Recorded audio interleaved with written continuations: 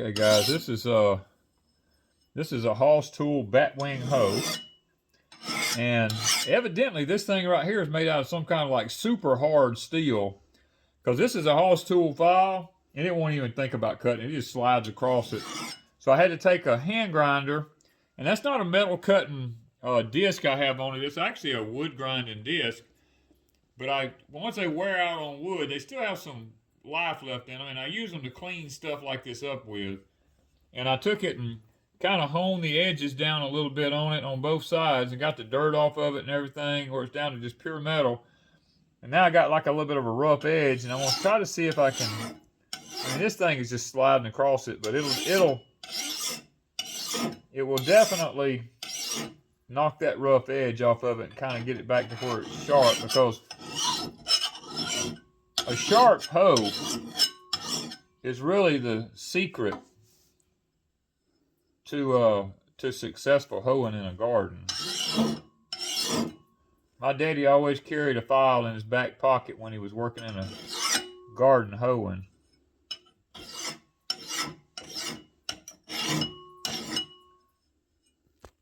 There we go.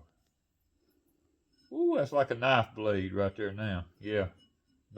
Don't chop yourself with it, is all I have to say.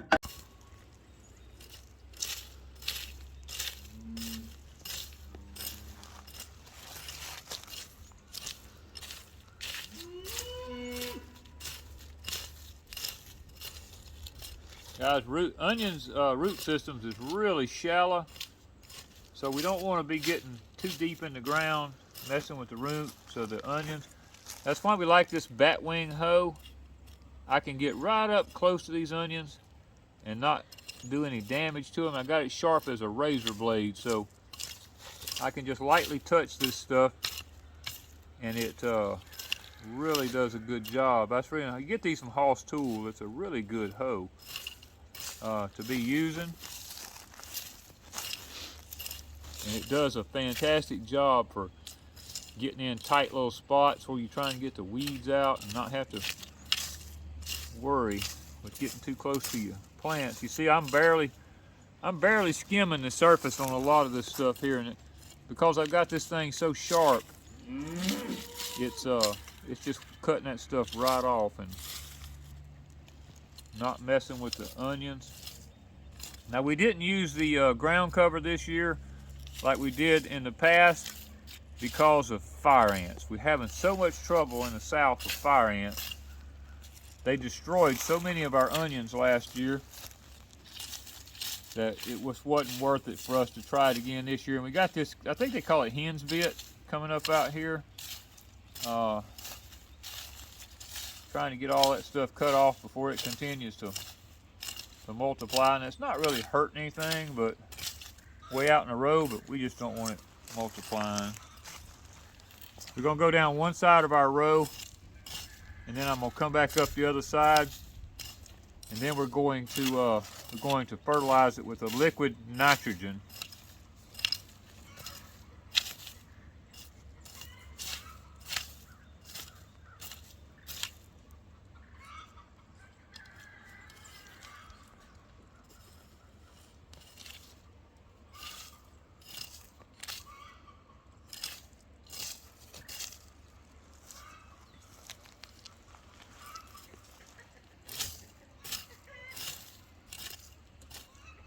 And this is, I might want to mention too, this is the second time we've planted our onions. We came back and the first time we planted them, back in early November, we had like a 6-week drought.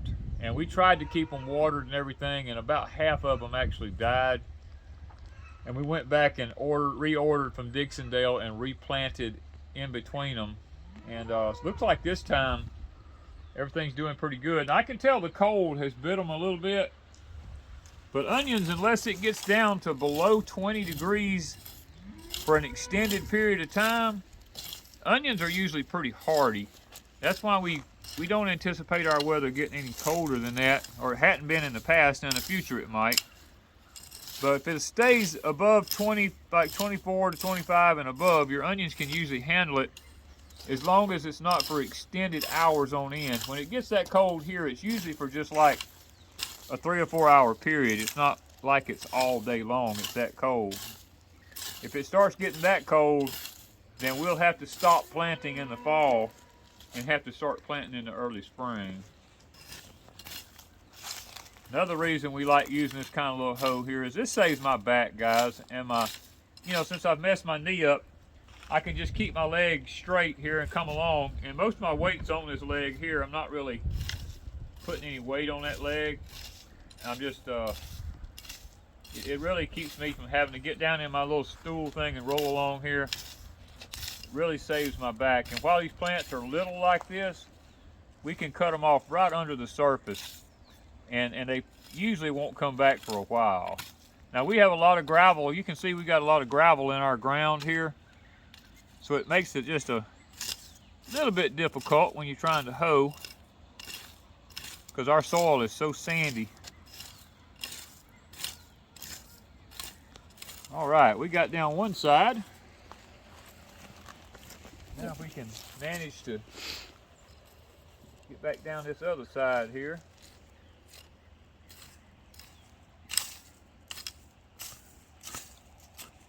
That's it. What my daddy used to say. The secret to gardening, a good sharp hoe and a file in your back pocket.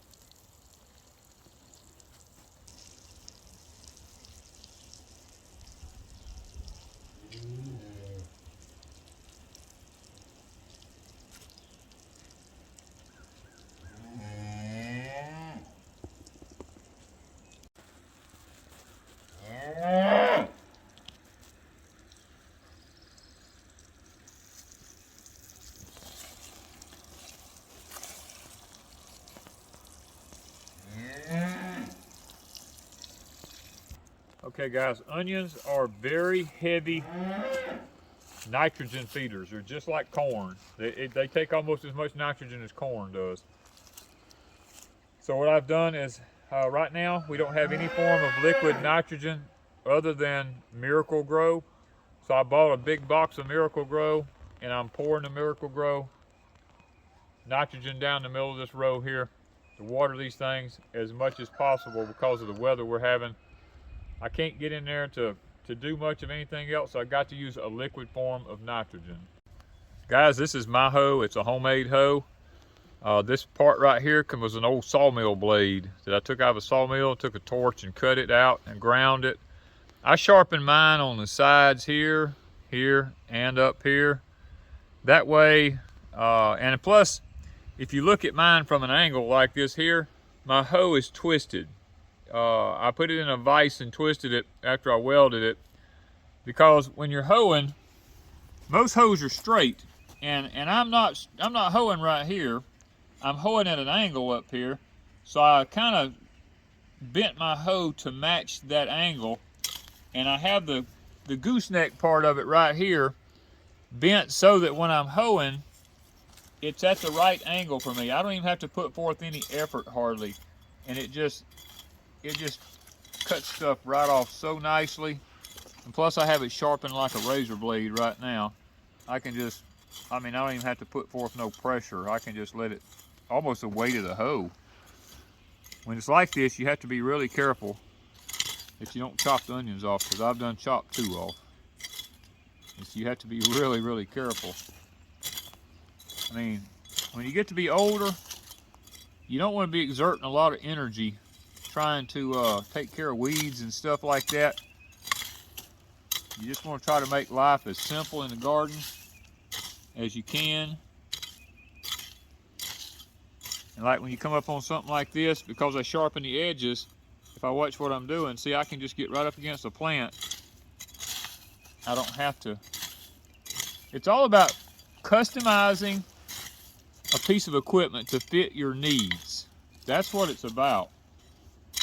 And see, when you come up there like that one, see, I don't actually know really where the bottom of that plant is, but I can keep moving around that onion until I find it. It's around it somewhere there. It makes it so much simpler. I don't have to do any bending over, anything to that nature. Everything becomes a lot simpler. You know, I'm always one about repurposing stuff. When I was at the dump, I actually found this part right here. Somebody had broke the end off of it, and this was at the dump, and this piece right here, the handle was broke out of it. And I picked it up.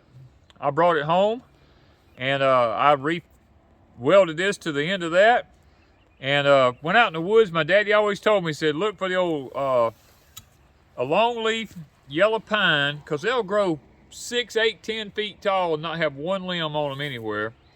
And he said, cut that thing down, son, strip the bark off of it, take it into your building, drive a nail on the end of it, and just hang it up and let it dry.